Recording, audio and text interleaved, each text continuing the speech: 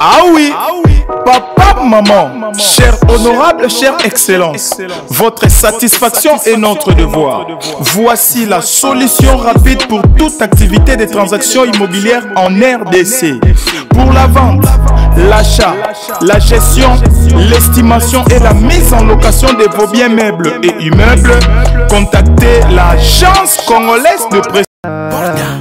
Oji mamacita, tu es tant de qui de moi de nous pour toi je t'ai massa.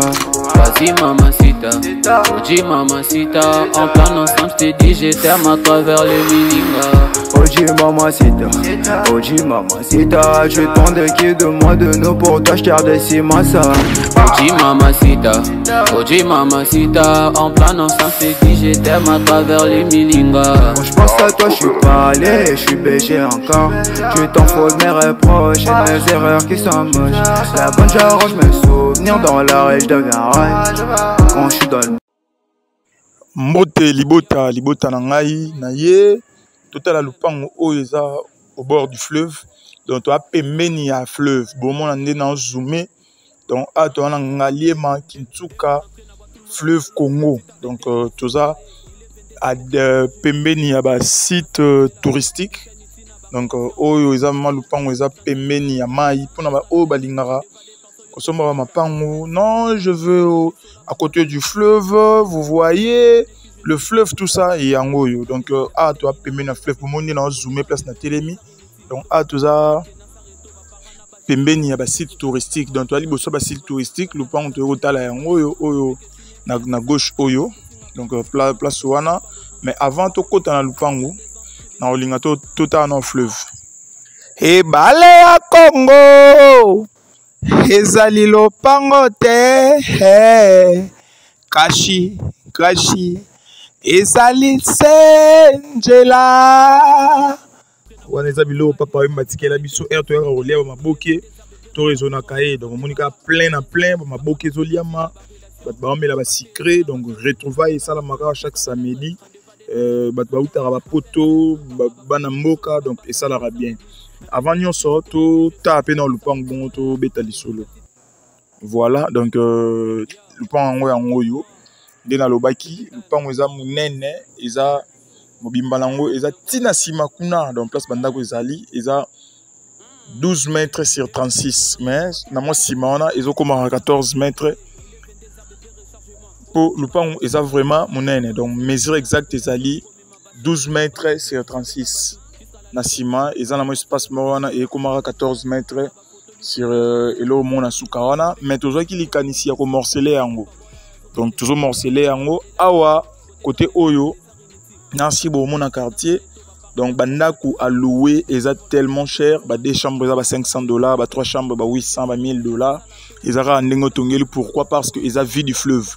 Donc le pan o ezali so aussi si le pan oyo au leki le pan o elandi ma pango elandi za minene ils ont ba site touristique.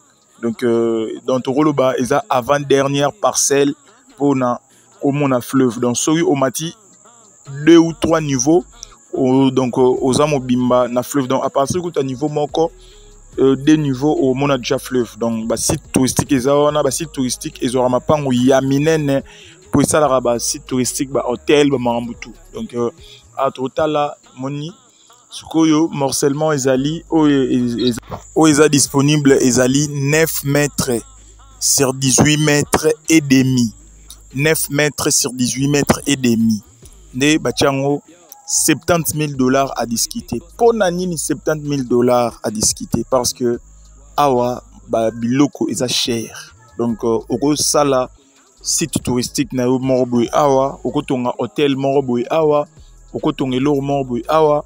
Donc oko se retrouver makasi yango moni ba chango $70,000 à discuter. Mais pour na kozwa lupango mobimba, donc c'est-à-dire 12 mètres sur 36, moi au poussaninement liboso le pont il faut 14 mètres sur 36, bah tu $150,000 à discuter.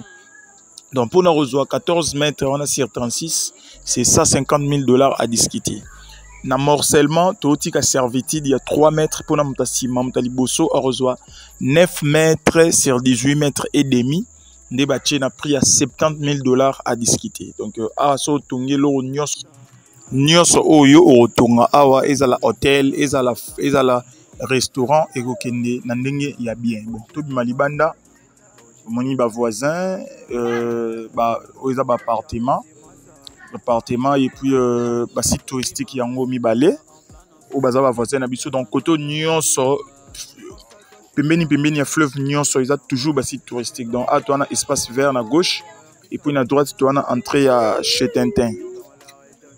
Awa tozobima na biso déjà bomona avenue et puis to tombe tina na macadam wana oyo komema biso ti bakitambo magasin okemba Montreville. Donc awa toza na commune ya Ngaliema quartier Kintsuka Pêcheur. Donc Mimosa Kintsuka Pêcheur nde yango oyo tobenga yango Kintsuka site touristique fleuve Congo aza pembeni oyo asalaka bien tinda mopepe makambo tu ezalaka kitoko. Donc ndeka tosalaka toujours oyo akoza intéressé numéro eza wana numéro ya bureau. Donc obenga bakopesa adresse à bureau oye na bureau nde tokoyeba comment est-ce que toko évoluer pour na kotala biloko nyonso oyo totie en ligne na ba site na biso nyonso. Merci beaucoup na oyo etikali. Donc tobengani kaka en attendant bozota la vidéo tina suka. Bye bye, merci. Yo, et du money big boss manager, c'est bébé. Yo, et du money big boss manager, c'est bébé.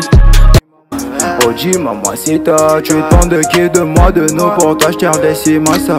Vas-y mamacita, Oji mamacita, en plan ensemble je t'ai dit je t'aime à travers le milinga. Oji mamacita, tu es tant de qui de moi de nous pour t'acheter des cimasa. Oji mamacita, en plan ensemble je t'ai dit je t'aime à travers le milinga. Quand je pense à toi je suis pas allé, je suis BG encore. Tu t'en fous de mes reproches et de mes erreurs qui sont moches. La bonne j'arrange mes souvenirs dans la rage, je deviens raille. Quand je suis dans le bloc, bébé avec je pêche. Oji mamacita,